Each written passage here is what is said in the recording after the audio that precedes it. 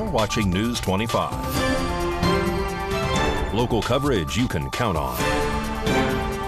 News 25 is brought to you by J.K. Nelson Law, voted best of Pahrump for 4 years. Give them a call, 775-727-9900. News 25 is also brought to you by Gunny's Air Conditioning and Heating. New, service, and repair. Call Gunny's, 775-727-6800.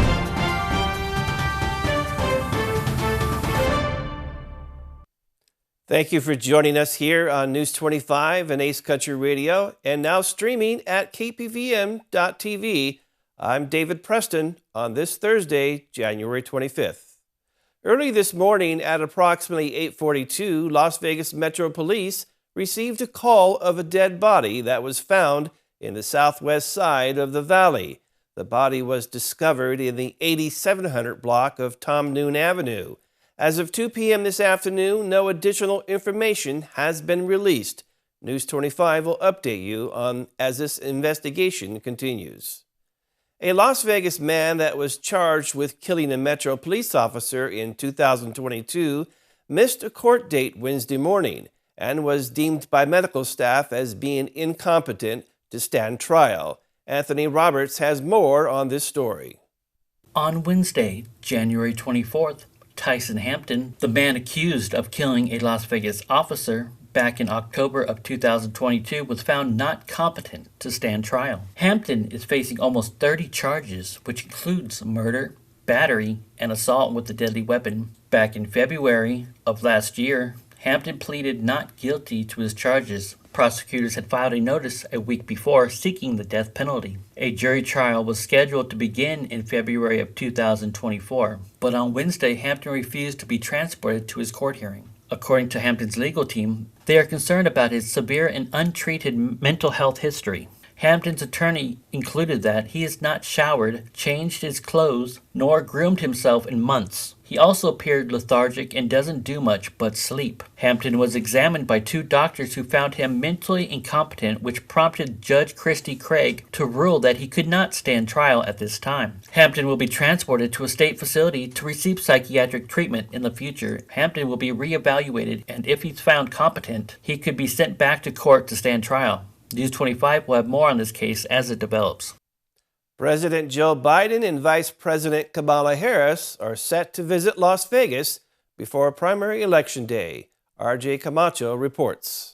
Both President Joe Biden and Vice President Kamala Harris are planning to visit Southern Nevada ahead of Election Day. Vice President Kamala Harris is scheduled to visit the Las Vegas area on Saturday, January 27th, to deliver remarks at an event with Congressman Stephen Horsford, as well as giving remarks at a campaign event as well. This is the same day early voting is to begin for the presidential preference primary. President Joe Biden will also be visiting Las Vegas on Sunday, February 4th, ahead of the presidential primary. However, further details for both Harris and Biden's visit have yet to be released, including location and time.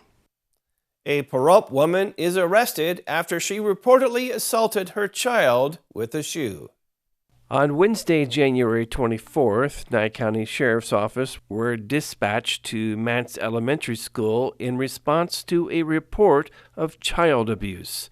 Upon deputies' arrival, they met with the reporting party, who explained that one of their students, a 9-year-old child, was sent to the school office because the student appeared to be upset and crying. According to the report, the 9-year-old child was at home the night before working on a school assignment. As the report states, the child was struggling with the homework assignment and made several mistakes. The child's mom, later identified as Maria Velasquez, made the child erase his answers, and in the process, he ripped the paper. In response, Maria became upset and allegedly struck the boy several times with her sandal. Upon inspection of the boy's back, deputies observed 3 clear marks consistent with the bottom of a shoe. The marks covered approximately 50% of his back and are described as redness with a clear outline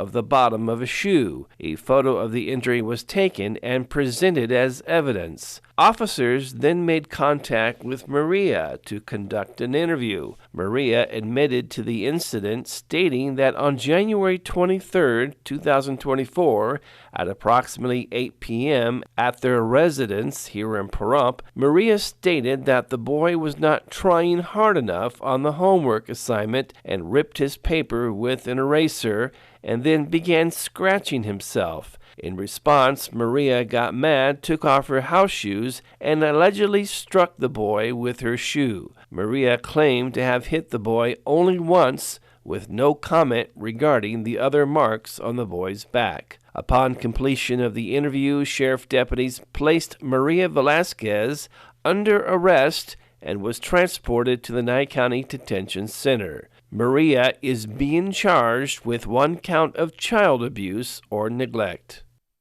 In international news, the health ministry claims that Israel struck a group of civilians waiting for aid. Meanwhile, tensions between Egypt and Israel grow due to Israel's expansion of their ground assault in the south of Gaza. RJ Camacho has more on this story.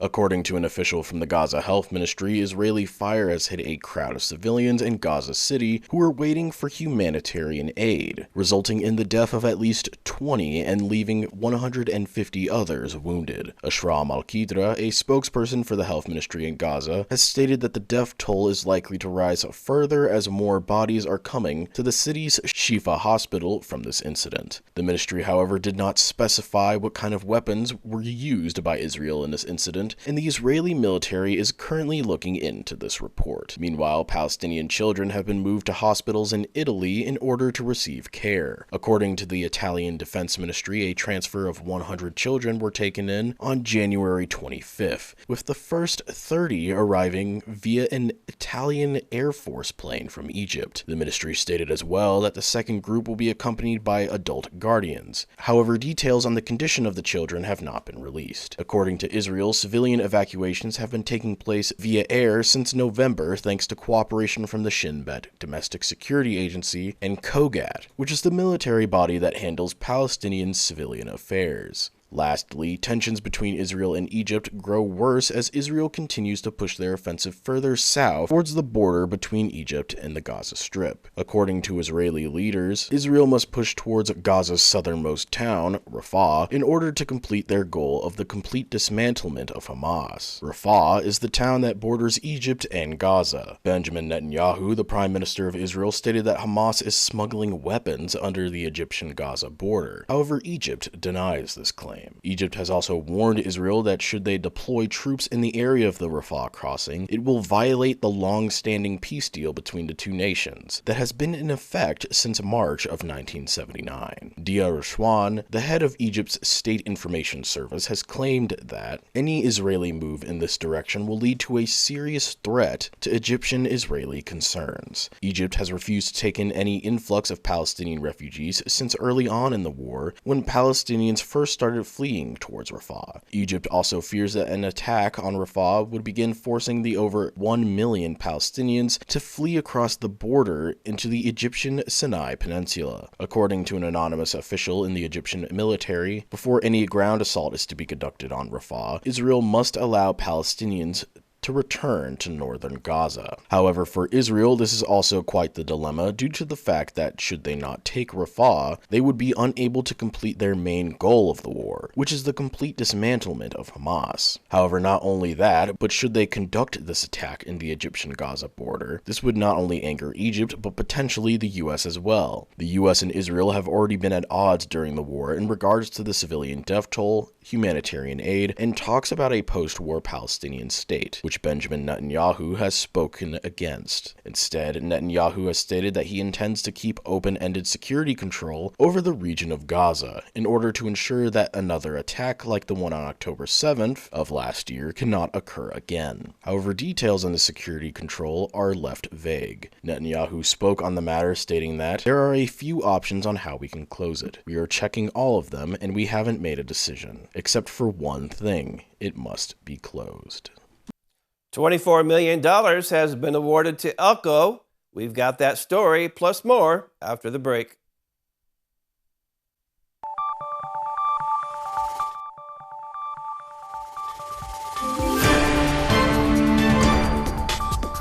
You're watching News 25. Local coverage you can count on.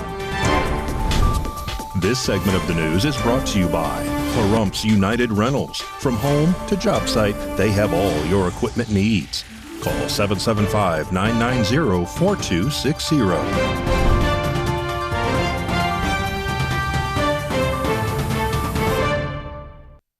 And welcome back to News 25.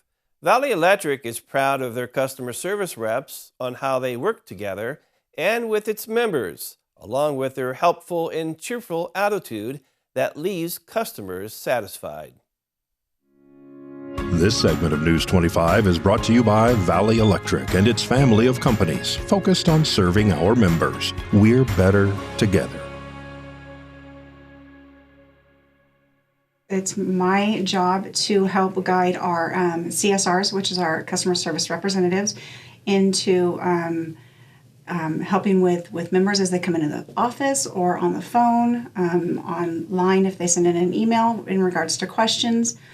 I help assist with training as things come up, helping to keep, hopefully their spirits up and keeping a positive vibe going. We have a really good team. I mean, and like with every team, there's, bumps in the road, but for the most part, we have a really good team. Everybody gets along great. Everybody's got each other's back. We fight like family, but we come together like family as well. So it's a good group of men and women that I work with.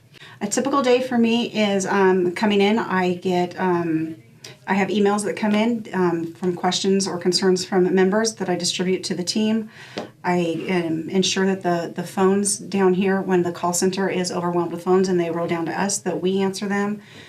We take care of members that come into the lobby and assist them with payments and questions and concerns, and try and help and direct them to places if they need assistance of any kind to help with their utility bills or even their broadband bills. A typical question, for the most part, the most common question is, how much do I owe on my bill? When is my bill due? That's probably the most typical question.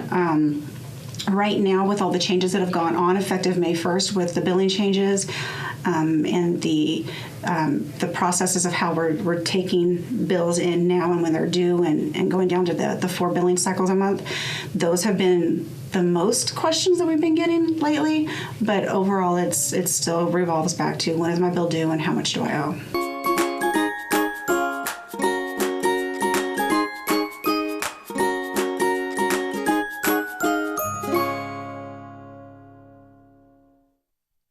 The city of Elko has been awarded $24 million in order to improve their railroad infrastructure as a part of the U.S. Department of Transportation's Rebuilding America program.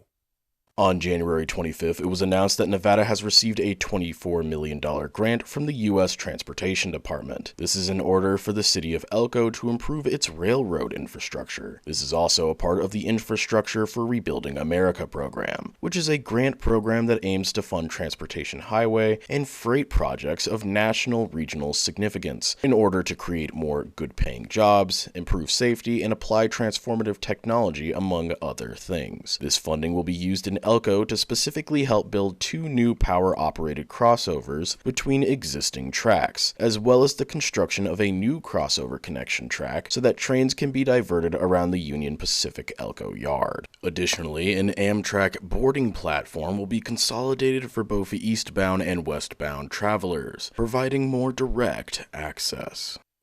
If you're looking to get away this weekend, you don't have to look far. Mikey Ruhan has your road trip tip.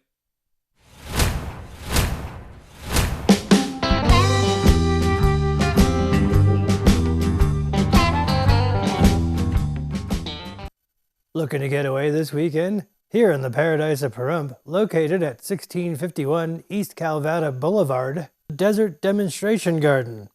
University of Reno Extension's Pahrump Master Gardener volunteers maintain this beautiful garden, which features landscape and fruit trees, shrubs, and plants suitable for the Mojave Desert climate, plus seasonal vegetable beds to show what you can grow to feed yourself and your family. They offer programs on how you can improve your green thumb. The garden is free and open to the public. It's a lovely place to walk around and take in the unique nature. I suggest being careful around the hummingbird feeder. The territorial hummingbird likes to eat. To find out more, visit them online at extension.unr.edu.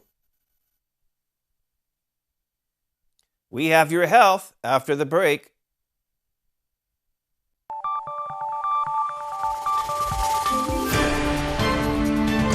You're watching News 25. Local coverage you can count on. News 25 is brought to you by Mountain West Lawyer, Injury Attorneys, 727-9500. Welcome back to News 25. If your phone is filled with apps, photos, texts, and emails, it might be time to do some digital decluttering. Dr. Susan Albers with Cleveland Clinic explains the benefits. Studies show that digital clutter is just as toxic to your mental health as physical clutter. It triggers high levels of stress and anxiety. Dr. Albers says our brains tend to favor order over chaos.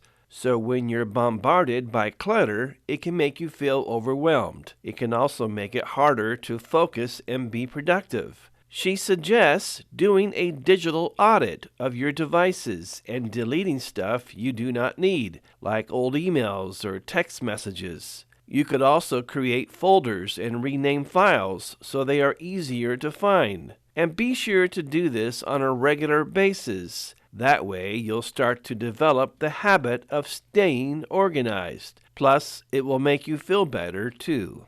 Clearing out your digital clutter can make you feel more in control and empowered. It helps to give you clarity and organization that you need to get things done. And not to mention, you'll free up more storage along the way, too. News 25 WeatherCam is brought to you by Lerner and Rowe Injury Attorney's Office in Pahrump. In a wreck, need a check? Call 702-877-1500. Taking a look outside through our Lerner and Rowe WeatherCam, it's looking partly cloudy and on its way to clear skies. Mikey Ruhan has your weather forecast coming up next.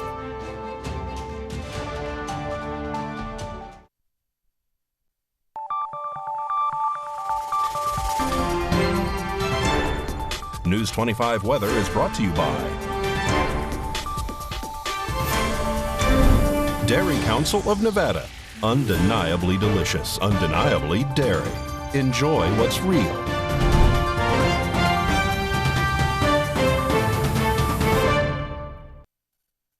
Hello, good evening, Nevada. I'm Mike Ruhan from the Channel 25 Weather Studios and to your mobile device streaming at www.kpvm.tv. Burnley, 50 degrees, halfway to 100. Fallon saw 51. Carson City, 48. Tonopah, the cold spot, 42 degrees. Goldfield saw 46. Out in Beatty, 59. Amargosa, what a lovely day, 64 degrees. Las Vegas, 60. Death Valley, 67. But here in the paradise of Pahrump, let's take a look. Our current temperature is 55 degrees. We hit 60 just a little bit earlier. Winds out of the north at 8 miles per hour. Sun rose this morning at 6:50. It's set at 5:02. And we're going to be going down to a low of 35 degrees tonight with 59% humidity. How does that set us up for the rest of the week? Let's take a look. 59 degrees tomorrow, 63 on Saturday. Pleasant weekend up in the upper 60s. Monday, 69. Tuesday, 69. But Thursday, got a 58% chance of rain and the temperature drops about 10 degrees. It'll be fun. We'll get through it. We're strong. Back to the desk. Here's David. Thank you, Mikey. Well, that wraps up this edition of News 25. I'm David Preston. Have a good evening.